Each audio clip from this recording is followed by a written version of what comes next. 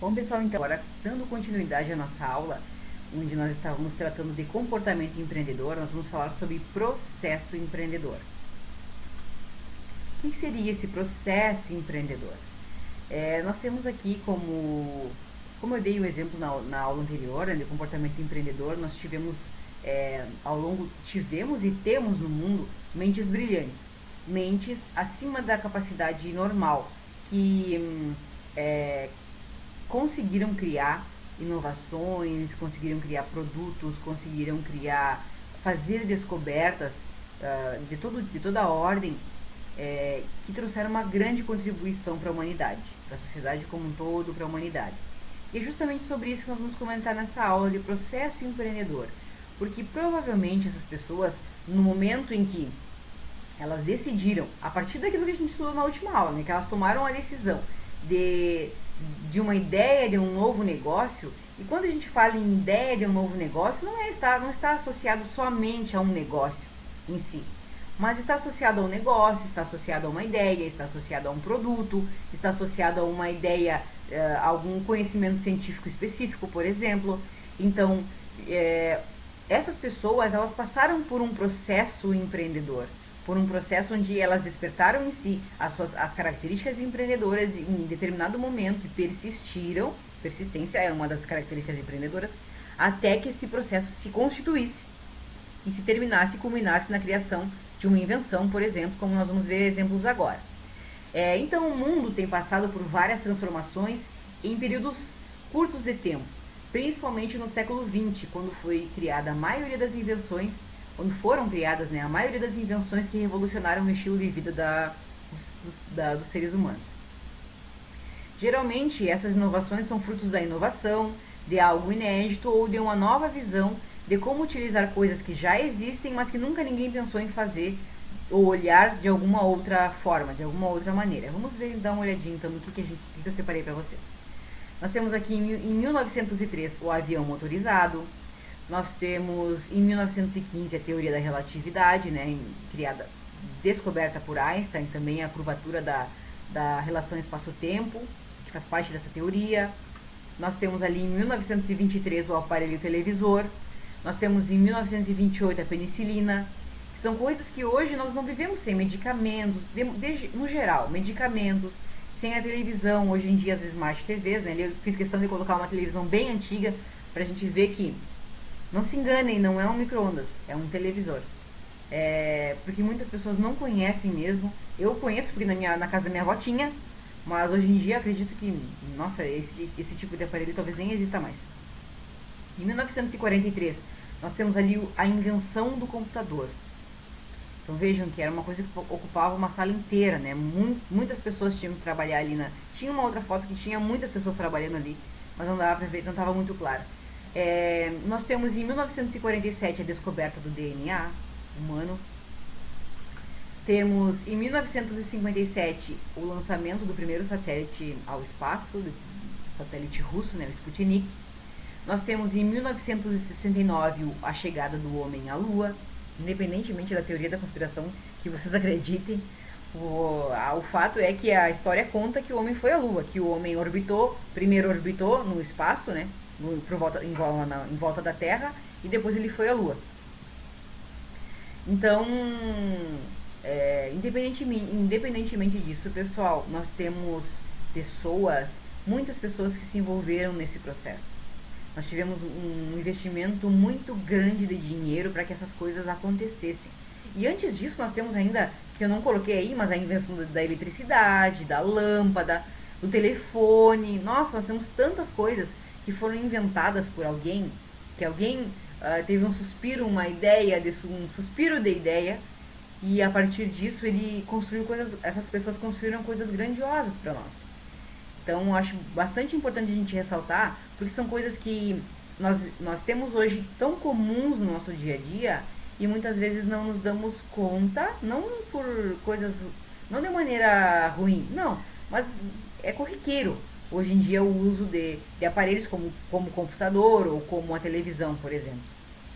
E a gente não vê que por trás disso alguém pensou nisso. E teve um grande esforço para poder chegar a essas descobertas, essas invenções. Temos ali em 1970 o primeiro microprocessador. Temos em 1989, pessoal, é muito recente. Então aí é um intervalo de aproximadamente de mais de 30 e poucos anos. 30 anos, 34 anos. Então, eu trago para vocês essa interface, que é a primeira interface da internet de navegador, né, que é o Netscape Navigator, que surgiu em 1989. E vejam que hoje a gente não vive sem a internet, né? Ela é um item essencial para as nossas vidas. Tanto de comunicação, para encurtar distâncias, para facilitar, para trabalhar, inclusive, senão nós não estaríamos aqui hoje fazendo isso. Temos também em 1997 o primeiro animal clonado, e também temos em 2000 o sequenciamento do genoma humano, que é basicamente, né, lá em 47 a gente teve a descoberta do DNA, e agora em 2000, muito recente ainda, 20 anos atrás, nós temos a descoberta do sequenciamento do genoma humano, que é basicamente o seguinte: o DNA ele é composto por partículas, moléculas, enfim. E não sei muito bem, né? Estou explicando a grosso modo, tá, pessoal? E essas partículas elas têm um ordenamento dentro do organismo humano. Cada um tem o seu, como cada um tem o seu DNA, cada uma tem o seu ordenamento. E a ordem dessas moléculas, dessas partículas, são denominadas por letras, por exemplo, A, B, C, X, Y, Z, coisas é mais ou menos assim. Elas determinam a cor da pele, elas determinam a cor dos olhos, elas determinam a cor do cabelo, elas determinam as doenças que as pessoas vão desenvolver ao longo da sua vida. Então vejam qual é a contribuição que isso dá para a humanidade, olhando por um lado positivo, né? De que nós podemos evoluir, viver mais e curar doenças a partir do sequenciamento do genoma humano. Então isso é uma contribuição sem precedentes para a humanidade. Mas também a gente esbarra no fator que é a ética, né? Até onde essas características empreendedoras elas podem levar, e a ousadia do homem, né, elas podem levar o homem. Então espera-se, né, que sejam bem aproveitadas. A discussão não é sobre ética, nossa aula não é sobre ética, mas eu acho importante nós colocarmos aqui, porque as coisas elas têm a ciência como um todo ela tem um limite, né, até onde ela pode chegar. Então isso é bem interessante da gente colocar, independentemente da vontade do empreendedor de querer colocar a sua marca no mundo, de querer deixar um legado.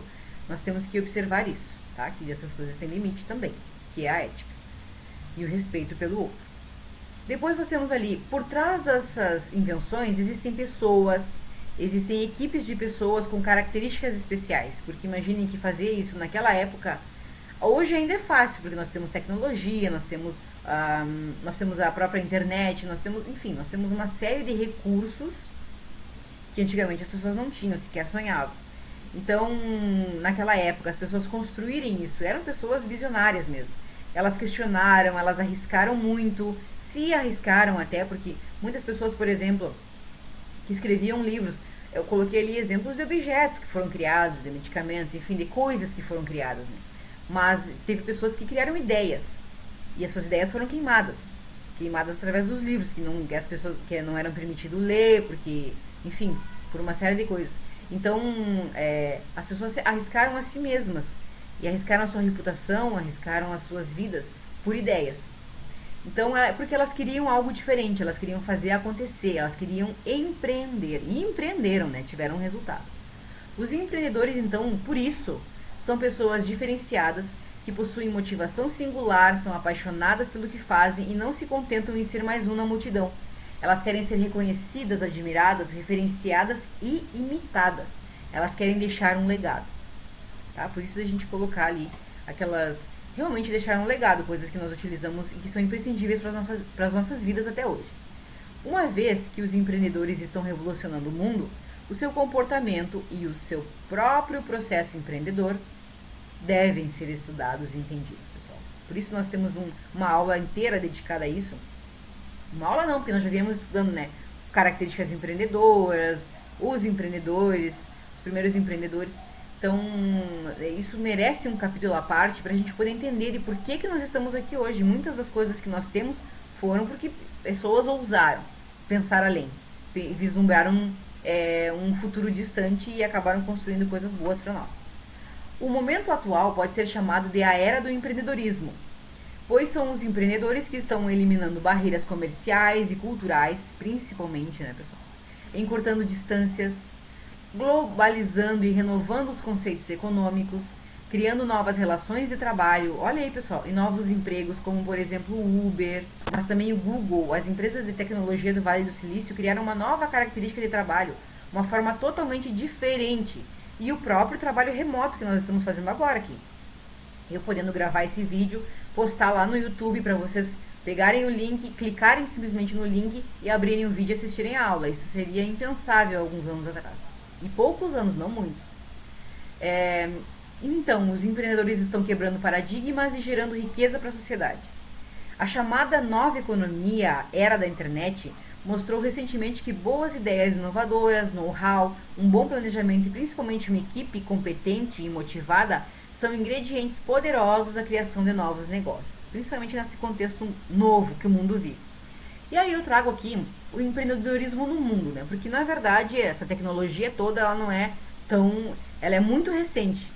Então, o crescimento do empreendedorismo acompanhou muito isso e fez com que ele se acelerasse nas décadas de 90 e aumentando ainda mais de proporção nos anos 2000, o que pode ser observado nas ações seguintes, ou seja, como é que eu observo que cresceu o empreendedorismo no mundo, na verdade? Porque assim, desde que o mundo é mundo, as pessoas têm comércio, as pessoas têm empresas, as pessoas abrem, né, as suas empresas, elas trabalham nos seus próprios negócios, em casa, ou enfim, de diversas maneiras. O empreendedorismo não é algo novo, se ele é inerente ao ser humano, ele é inerente ao ser humano desde que o humano é humano e desde que o mundo é mundo. Pois é, mas ele se acelerou drasticamente nos últimos anos, nós vamos ver por quê. Porque nos últimos anos nós tivemos a criação de programas de incubação de empresas e parques tecnológicos, nós tivemos o desenvolvimento de currículos integrados que estimulam o empreendedorismo em todos os níveis, desde a educação fundamental até a pós-secundária, que seria o ensino secundarista é o ensino médio, pós-secundária é a graduação. Programas de incentivos governamentais para promover a inovação e transferência de tecnologias, subsídios governamentais para a criação e desenvolvimento de novas empresas, e até mesmo o MEI, por exemplo, é uma grande inovação para empreendedores, né?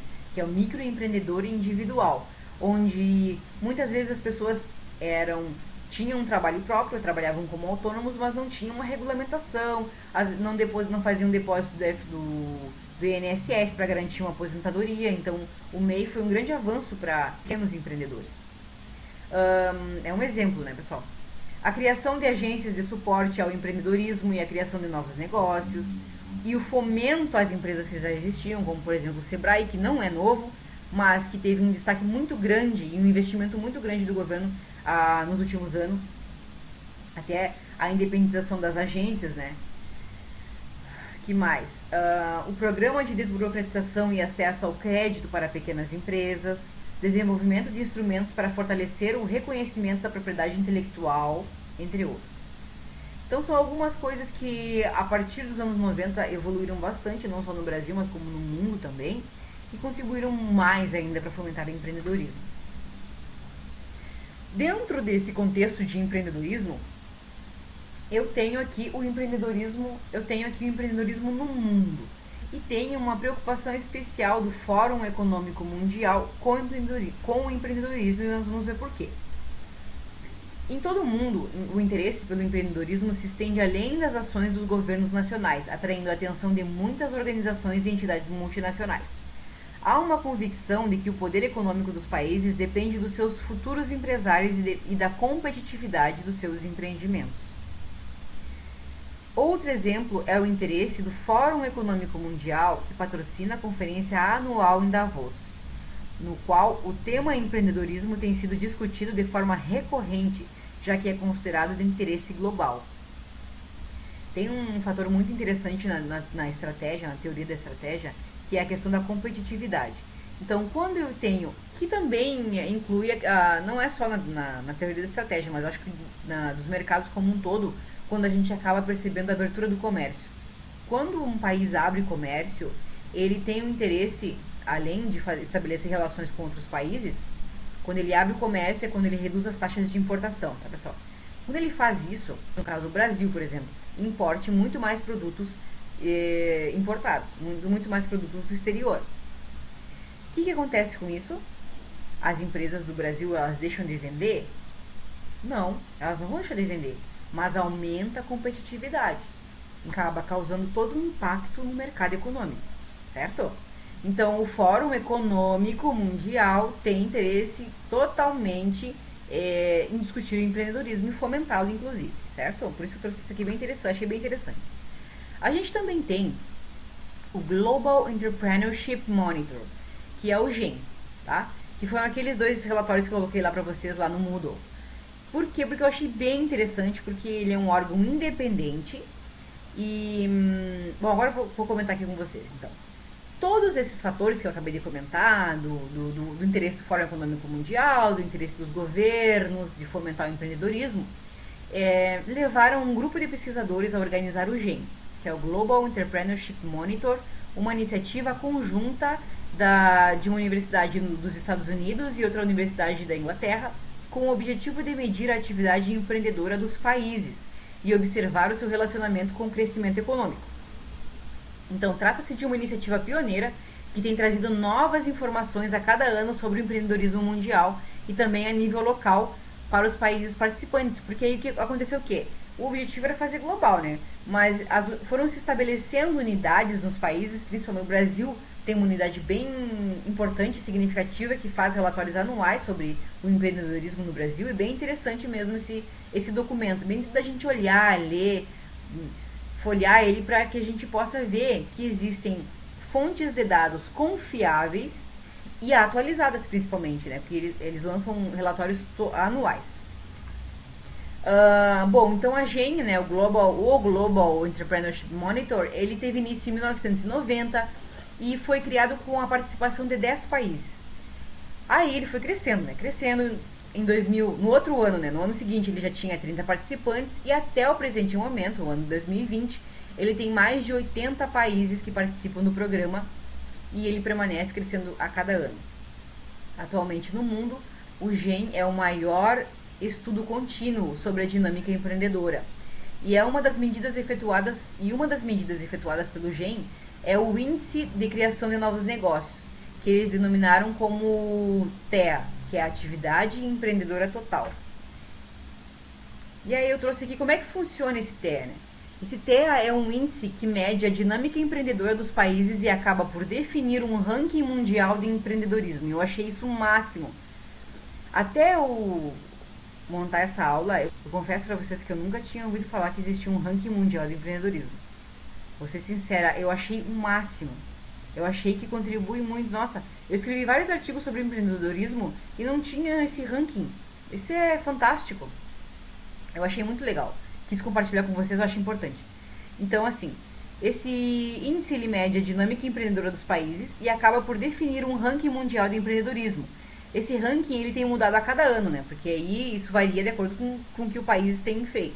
E o leitor poderá ter acesso aos dados mais recentes ao pesquisar no site do GEM. Então, o GEM tem um site, que é esse aqui, www.gemconsortium.org, tá? Tá bem atualizado entre... O valor do TEA no eixo das ordenadas representa o percentual da população adulta dos países, de 18 a 64 anos, envolvido na criação de novos negócios. E as barras verticais, a margem do erro de pesquisa, com um intervalo de confiança de 95%, como pode se acompanhar na figura a seguir. Então aqui a gente tem, eu adorei, eu achei o máximo essa figura. Eu gosto de figura, mas essa tem significado tão importante. Porque, então, aqui no eixo das ordenadas, como a gente vê, horizontal, nós temos os países. E temos, aqui pessoal, nós temos os países, tá? E aqui nós temos a margem de erro, tá? E essas classificações aqui, essas marcações, significam a quantidade de pessoas em porcentagem, né? A quantidade em porcentagem de adultos de 18 a 64 anos que empreendem. Ou seja, é a taxa total de atividade empreendedora em estágio inicial, em 50 economias divididas em 4 regiões. Então nós temos aqui a Ásia e o Pacífico, a Europa e a América do Norte, a América Latina e Caribe, e por isso é meio oeste da Europa e África. Então, pessoal, eu achei bem interessante. Olha aqui onde é que está o Brasil. O Brasil está aqui com uma atividade econômica, uma atividade empreendedora de 25%. Mais ou menos isso, né? Eu acho bem considerável, vocês não acham, pessoal? Eu achei bem considerável, porque olha todos os outros países aqui, ó. Depois a gente tem em destaque a Armênia, também ali um pouquinho bem representativo. E o maior é o Chile e o Equador, segundo a pesquisa deles, com 35% mais ou menos de atividade econômica empreendedora na faixa etária dos 18 aos 64 anos. Bem legal, né? Vocês gostaram? Eu adorei. Depois nós temos aqui, eu trouxe a capa, né, do relatório do GEM. É um relatório global e aqui ele traz é da onde eu tirei essa figura, que eu mostrei pra vocês. E também trouxe a capa do relatório do GEM nacional, produzido no Brasil e divulgado pelo Instituto Brasileiro de Qualidade e Produtividade e pelo Sebrae. Certo, pessoal? Isso é mais para conhecimento mesmo, tá? Vocês não precisam ler o relatório que eu coloquei ali. É mais para vocês conhecerem, saberem que existe. Porque, como eu comentei com vocês, eu não sabia que existia. Não sabia mesmo. Então, eu acho bem interessante. E eu me formei em administração, eu fiz a carreira de empreendedorismo. E não vi isso. Eu acho interessante a gente poder ver coisas que vão ser úteis para nós, em algum momento. Tá? Então, eu espero que vocês aproveitem. Até a próxima aula.